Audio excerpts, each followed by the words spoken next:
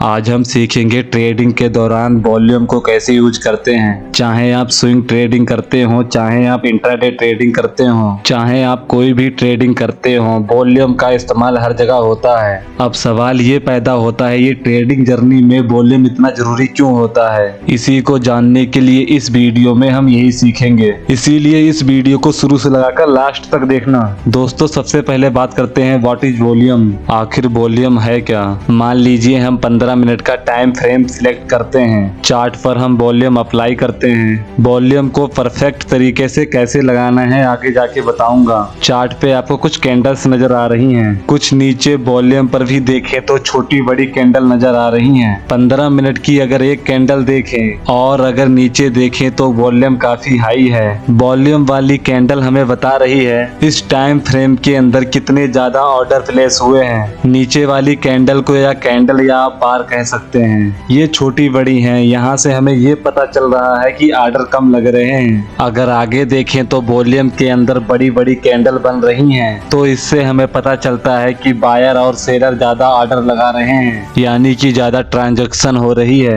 अब हम volume analyse करते हैं, जो कि ट्रेडिंग जर्नी में बहुत जरूरी है। अगर आप प्राइस एक्शन में वॉल्यूम का इस्तेमाल नहीं करते तो हो सकता है आप बहुत बड़ी गलती कर रहे हो। आपको ये तो पता ही है वॉल्यूम प्राइस एक्शन के बिना अनकंप्लीट होता है और प्राइस एक्शन वॉल्यूम के बिना अनकंप्लीट होता है। अब आप दोबारा चार्ट पर देखें और इस कैंडल पर गौर करें। यह है हैम्बर कैंडल, मगर इसमें वॉल्यूम नहीं है। अगर आप वॉल्यूम को नहीं देखते तो इसकी लॉन्ग विक को देखकर सपोर्ट एरिया से रिजेक्शन के बाद आप लॉन्ग में एंट्री ले लेते, क्योंकि मार्केट हमें यहाँ बुलिश का साइन दे रही है। कैंडल ने भी हमें बुलिश का साइन दिया। अगर नीचे देखे तो कैंडल में वॉल्यूम बिल्कुल भी नहीं था, इसीलिए मार्केट सीधा नीचे गिर जाती है। चलिए हम आपको कुछ और सिंपल करके समझाते हैं, ताकि अच्छे से वॉल्यूम का कॉन्सेप्ट आपके दिमाग में बैठ जाए। प्राइस एक्शन और वॉल्यूम यही वो दोनों चीजें हैं, मार्केट में क्या होने वाला है ये पहले ही बता देती हैं। उसके बाद हम जो भी इंडिकेटर अपने ट्रेडिंग एक्यूरेसी को बढ़ाने के लिए यूज करते हैं, वो इंडिकेटर थोड़ा लेट सिग्नल देते हैं। जो मार्केट पहले कर चुका होता है तो वो बाद में सिग्नल देते हैं कि मार्केट ने यहाँ से ये किया।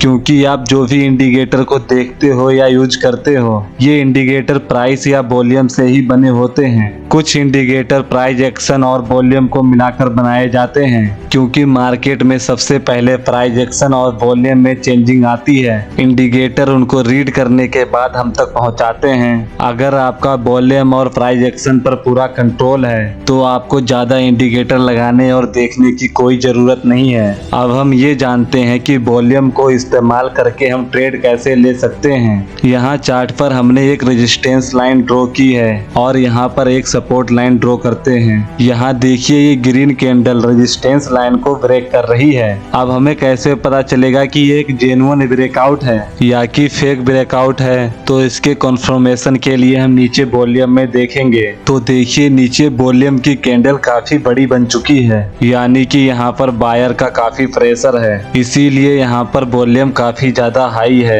वॉल्यूम के कंफर्मेशन के बाद आप यहाँ पर लॉन्ग में एंट्री ले सकते हैं। अब हम नेक्स्ट चार्ट में देखते हैं। यहाँ हमने ड्रॉ की resistance line, market resistance line को टच करके नीचे आती है। थोड़ा नीचे रेंज करने के बाद प्राइस दोबारा उस रेजिस्टेंस लाइन के पास जाती नहीं, उसे ब्रेक भी कर देती है। अब ये छोटी सी इनडिसीजनल कैंडल बनी है। हम यहाँ पर कंफ्यूज हो जाएंगे कि ब्रेकआउट असली है या फेक ब्रेकआउट है। जितनी देर में हम सोचेंगे उतनी देर में हमारी ट्रेड मिस हो जाएगी। अगर हमने इस कैंडल का वॉल्यूम देख लिया होता तो हमें यहाँ पर साफ साफ पता चल जाता कि बायर परेशान है ऊपर प्राइस ले जाने के लिए। इस कैंडल का वॉल्यूम एवरेज कैंडल से काफी ज्यादा है। दोस्तों, एक बात हमेशा याद रखना, जितने भी ये बड़े बड़े खिलाड़ी हैं, जब ये बड़ी गेम डालते हैं, ये बड़े खिलाड़ी बाय करते समय ये सोचते हैं इनका कैंडल ज्यादा बड़ा ना हो। अब ये बड़े खिलाड़ी प्राइस यानी कि कैंडल को तो मैनेज कर लेते हैं, मगर ये वॉल्यूम को मैनेज नहीं कर पाते।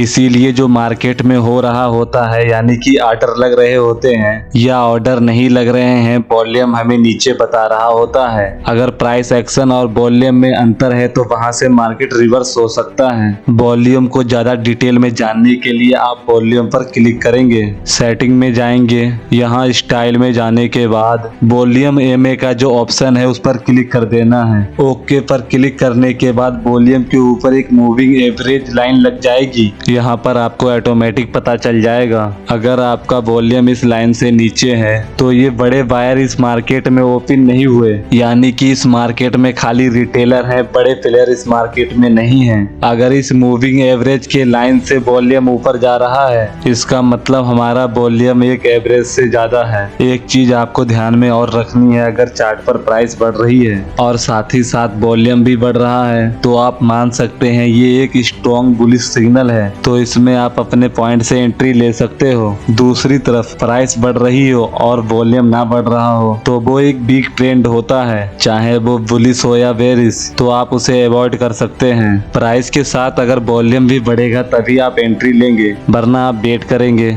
आई होप आपको अच्छे से क्लियर हो गया होगा कि वॉल्यूम क्या होता है, वॉल्यूम का इस्तेमाल हम अपनी ट्रेडिंग जर्नी में कैसे कर सकते हैं। अगर आपको ये वीडियो अच्छी लगी हो तो वीडियो को लाइक करना, चैनल को सब्सक्राइब करना।